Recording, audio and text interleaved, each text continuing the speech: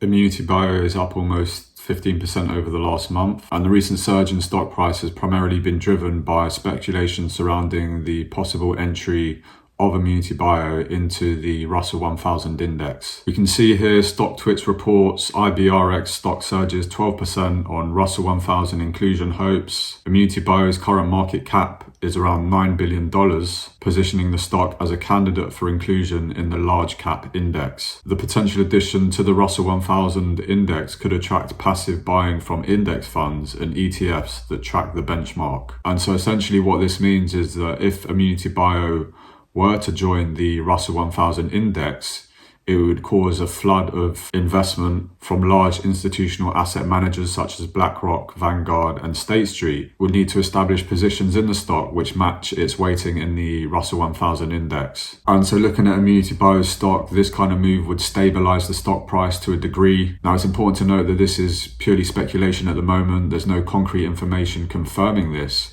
However, it's important to note that there are a number of factors that have been taking place over the last kind of 6 months or so that have propelled the stock forward to its highest levels in probably around 4 years or so. First, we have the data surrounding the exploding commercial revenue. When we look back to Q1 2026 with revenue growth with continued strong sales momentum, the 168% year-over-year increase compared with Q1 of 2025, plus the ANKTIVA unit growth, the 168% increase in unit sales in Q1 2026 compared to Q1 2025. On top of that, we had the revenue growth expansion of 700% full year growth year over year in 2025. Not only do we have these really compelling sales results which show great promise for the company moving forward, but we also have the expansion strategy, which I've kind of documented in previous videos too. ImmunityBio is strategically positioned across a number of territories globally at the moment. We can see this positioning right here where ImmunityBio have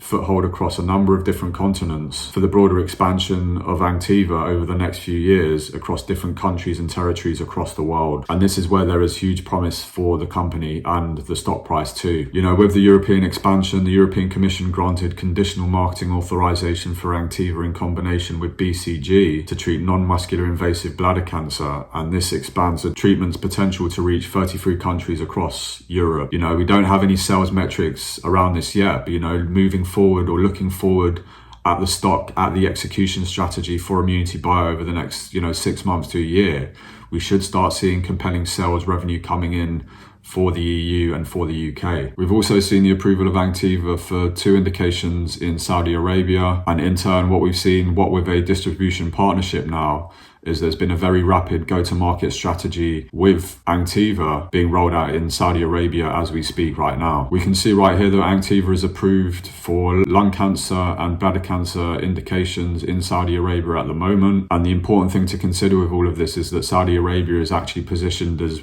a commercial foothold, if you like, in Middle East, with view of broader adoption in the Middle East, with possible targets for this broader adoption to include Egypt, Qatar, United Arab Emirates, and possibly Lebanon too. On top of that, in the US, we have bullish indications of further progress and expansion of ANKTIVA into new indications too. ImmunityBio has announced an FDA acceptance of a supplemental BLA for ANKTIVA for BCG unresponsive non-muscular invasive bladder cancer with papillary.